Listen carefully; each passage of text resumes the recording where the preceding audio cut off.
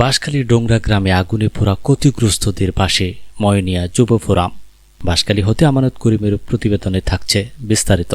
উপজেলার খানখানাবাদ ইউনিয়নের ৫ নং ওয়ার্ড ডোংরা রাস্তার মাথা এলাকায় ১৭ মার্চ রাত আনুমানিক 11:30টায় মাহবুব আলম নামের কৃষকের বসত বাড়ি সম্পূর্ণ আগুনে পুড়ে যায়। এতে প্রায় ৫ থেকে ৬ লক্ষ টাকার ক্ষয়ক্ষতি হয়েছে বলে জানান ক্ষতিগ্রস্ত পরিবার।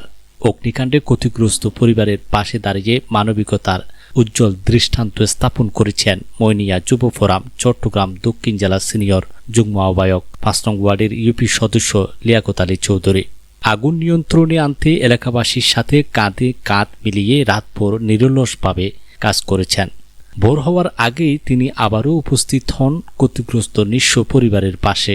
নিজ উদ্যোগে নিয়ে আসেন নিত্য প্রয়োজনীয় খাদ্য সামগ্রী, চাল, ডাল, তেলসহ নানা সহায়তা। এমন মানবিক উদ্যোগ সত্যি অনুপ্রেরণাদায়ক।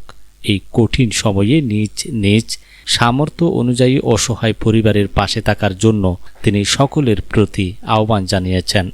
এখন নিয়ন্ত্রণ আনতে পারে নাই, ওরা দূরে ছিল, সেজন্য তাড়াতাড়ি চলে গেছে।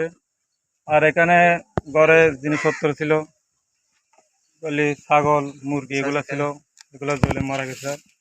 গরু ছিল, গরু বাইর করতে পারছে, আর কিছু বাইর করতে পারে নাই। আর আমাদের মা বাবা বাইরে ছিল। ক্ষয়ক্ষতির পরিমাণ কত হবে?